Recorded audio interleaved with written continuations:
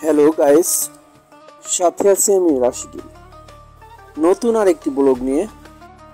হয়তো থাম্বনেল দেখে বুঝতে বাকি নেই আজ আমি কোথায় অবস্থান করছি। ঢাকা থেকে প্রায় 25 কিলোমিটার দূরে সাভার থানায় নবীনগরে জাতীয় স্মৃতিসৌধ অবস্থিত। এখন প্রশ্ন হলো, স্মৃতিসৌধ বলতে কি বোঝায়? কোনো ব্যক্তি বা ঘটনা স্মরণে নির্মিত স্থাপনায় হচ্ছে স্মৃতিসৌধ। এটি সাধারণত কোনো ঐতিহাসিক ঘটনা, যুদ্ধ বা গুরুত্বপূর্ণ ব্যক্তির স্মরণে নির্মিত হয়ে থাকে। হতে পারে সেটা কোনো মূর্তি বা স্তম্ভ যা সমাজের কাছে গুরুত্বপূর্ণ এবং স্মৃতি বহন করে। ডিয়ার ভিউয়ার্স, আমার ঠিক পেছনে নীল রঙের একটা জলধারা, তার ওপাশে স্মৃতিসৌধটি। খুব কাছ থেকে আজকে ঘুরে ঘুরে দেখাবো স্মৃতিসৌধর ভেতরটা কেমন।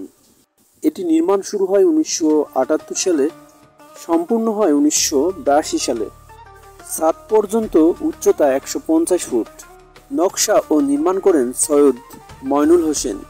এখানে মুক্তিযুদ্ধে নিহত 10টি গণকবর রয়েছে। বিদেশি রাষ্ট্রনায়কগণ সরকারিভাবে আগমন করলে এই স্মৃতিসৌধে শ্রদ্ধা নিবেদন রাষ্ট্রাচারের অন্তর্ভুক্ত। স্মৃতিসৌধে 60টি স্তম্ভ রয়েছে, যা বাংলাদেশের মুক্তি সংগ্রামের প্রধান 60টি আন্দোলনের নিদর্শন বহন করে। প্রথম স্তম্ভটি 1952 সালের ভাষা আন্দোলনের প্রতীক। দ্বিতীয় স্তম্ভটি 1954 সালের যুক্তফ্রন্ট নির্বাচনের মাধ্যমে তৎকালীন রাজনৈতিক প্রেক্ষাপট তুলে ধরা হয়েছে। তৃতীয় স্তম্ভটি 1956 সালের শাসনতন্ত্র আন্দোলনের প্রতীক। চতুর্থ স্তম্ভটি 1962 সালের শিক্ষা আন্দোলনের প্রতীক। পঞ্চম স্তম্ভটি 1966 সালের 6 দফা আন্দোলনের প্রতীক।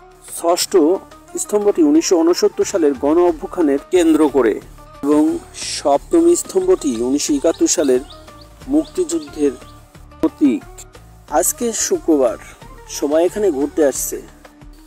3 বন্ধু মিলে আমরা একটু সময় কাটানোর জন্য এখানে ঘুরতে আসছি। শুক্রবারে এখানে অনেক লোকের সমাগম হয়, যাতে করে একটু রিল্যাক্সে ভিডিও ধারণ করতে পারি এবং স্মৃতি হিসাবে রেখে দিতে পারি। জানি না কখনো আবার 3 বন্ধু একসাথে হতে পারবো কিনা, কালক্রমে কে কোথায় থাকবো